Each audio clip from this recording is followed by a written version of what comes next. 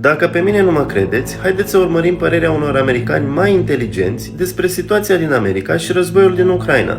Și aveți grijă că așa ceva nu se dă la televizor. Barack Obama was not a departure from George Bush. He was a continuation of George Bush. He took us from 2 wars to 7 wars.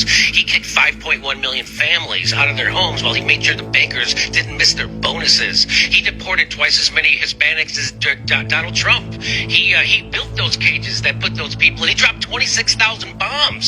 And the Air Force ran out of bombs. That's a fact. They ran out of bombs. He dropped so many bombs. He did a drone war, a drone program that killed 90% innocent people. You know, if somebody walks into a mall and shoots 15 people down with his gun, that's the biggest thing. Oh my God. Barack Obama was doing that on a daily basis, killing women and children with his drone war, and he got a Nobel Peace Prize. He got a Nobel Peace Prize. He didn't even do anything. That's humble. And so it's a uniparty. And so when Trump got in office and he mentioned that there's a deep state, they're like, you can't say that. What are you doing? And when he said, hey, when they asked him, why are you leading your troops in Syria? And he said, for the oil. They're like, you can't.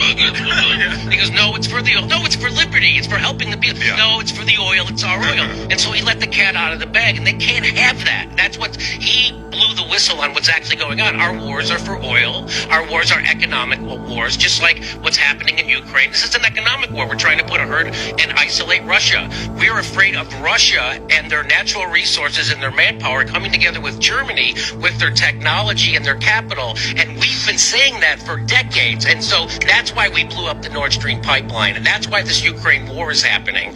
And people have no idea what's happening. And what's worse is they have no idea that they have no idea what's happening. Yeah, that's the crazy part. Can you play this clip? It's so interesting. When you watch this, the guy that's asking the questions is so calm and poised, and he gets rattled. Watch this.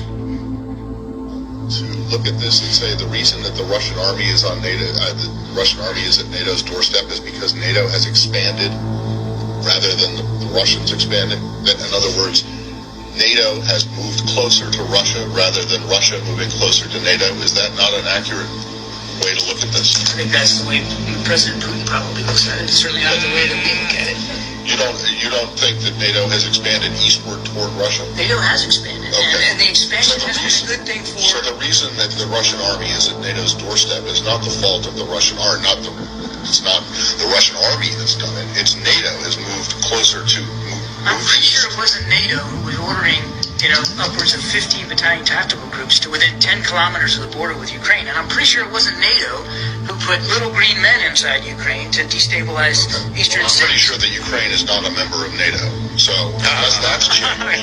It's not changed, but I'm pretty sure the movement by Russia... If NATO is moved east, the reason that the Russian army is closer or on NATO's doorstep is because NATO moved, not... NATO is not an anti-Russia alliance. NATO is a security alliance.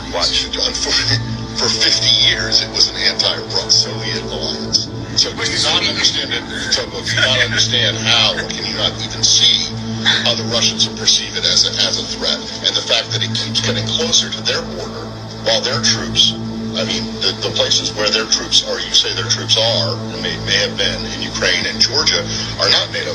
I'm not going to pretend to know what goes in President Putin's mind or Russian military commanders. I barely got a history degree at the University of South Florida. Right. What I can tell you is that NATO is a defensive alliance. It remains a defensive alliance. Fair enough, but it has moved east, correct? That's just the fact. It has expanded, absolutely. Right, exactly. But there's no reason for anybody to think the expansion is a hostile threatening move. And we've been saying that throughout the last 15 years, man. You're moving closer to Russia. You're blaming the Russians for being close to NATO. No. Yeah, that's exactly what Hagel's... We're blaming the Russians for violating the territorial integrity of Ukraine and destabilizing the security situation. Which is not a NATO. I see other countries. Well, it's obvious that they don't want you to know the real history. They don't want you to know that when Germany was allowed to reunify, the promise from NATO to Russia was that we won't expand NATO. And then, of course, it did. I think there's 13 or something more countries that they put into NATO. And now they wanted to put Ukraine into NATO or threaten to do that. That would be like if Russia got into a military alliance with Mexico and they wanted to start putting military bases in Mexico. We wouldn't allow that. We wouldn't allow it. And just like what happened with Cuba with the missile crisis in the 60s, we wouldn't allow stuff like that. But we're doing that, and people don't want you to know that this NATO is not a defensive, it is offensive. This is a war that was started and provoked by NATO and the West. Zelensky ran on peace. He ran on bringing the country back together, right? The Russian speakers in the East, the Donbass. But he didn't do it. So why? Because he got threatened by NATO and the ultra-right, the Nazis in Ukraine. And so they threaten to kill. He knows he's a dead man if he does a peace deal with Russia. So that's why he won't. And when they had a peace deal in March, and that's when Boris Johnson from the UK flew there and said, hey, you don't do this. And he killed the peace deal. So Russia is the one that wants peace in this deal, and Ukraine and NATO do not. They want to bleed Russia economically, and that's why they blew up the Nord Stream 2 pipeline. And they've always said they were going to do it, and they did it. And for the life of me, I can't get why the European nations are going along with this. They've said stuff like, there was the foreign minister of Germany said, I don't care about my people if they don't want this. I care about the people of Ukraine. What leader of a country says they don't care about their own people, but they care more about somebody else's country? It's crazy what's going on. So people don't realize that NATO has provoked this. In fact, there was a peace agreement in 2014. The CIA helped overthrow the Ukraine government. And then the people in the Donbass didn't want to go along with this coup government, right? Because the leader of Ukraine wanted to be friendlier economically with Russia instead of join like the European Union. And that they couldn't have that, right? So that's why they did a coup. And the people, the Russian speakers in the Donbass didn't want to go along with that coup. And so they kind of wanted to break away. Ukraine government started shelling the Donbass, and so they had a peace agreement called the Minsk Agreement, and that was supposed to give them independence. They were supposed to have their own elections, and they were going to stop shelling them. They never did. They ended up killing like 14 or 15,000 people in the Donbass over the last 8 years, and now it's been revealed that that peace agreement was never real. Merkel, the former prime minister of Germany, just admitted that the only reason they did that peace agreement was to give Ukraine enough time to build up its military, so when they finally did provoke an invasion, which is what they did, that they would have a military ready to fight Russia. And so people don't know this is what happened. And so they just think that one day Putin woke up and said, I want to go invade Ukraine because I'm a maniac. And they think that he's the bad guy. They think that he's acting rationally. We always knew he would do this. In fact, we were counting on him doing this. That's why we did what we did. And they don't know that Ukraine ramped up their bombing right before the war started last year. They doubled their bombing. They were really trying to provoke it, and they did. They provoked it, and the Russian would rather have a peace agreement. The rest of the world would rather have a peace agreement. Not NATO, not Joe Biden, not the military-industrial complex. And so that's where we are.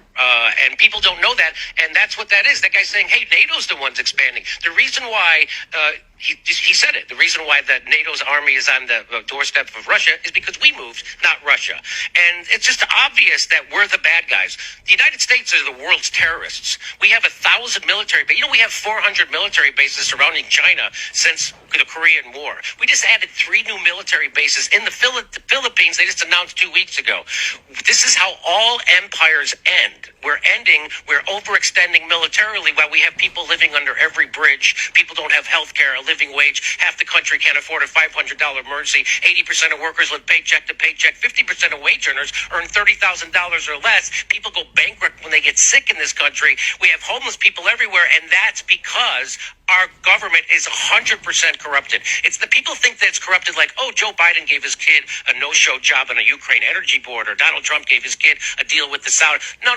That's regular corruption. I'm talking about 100%. Everything the government does, it only does it because of corruption. And that's the only way the wheels get greased is through corruption. That's why we can send $100 billion to Ukraine without any oversight, and we still won't send it to our own cities to fix our homelessness or our bridges that those homeless people are living under. We won't even fix our own goddamn country.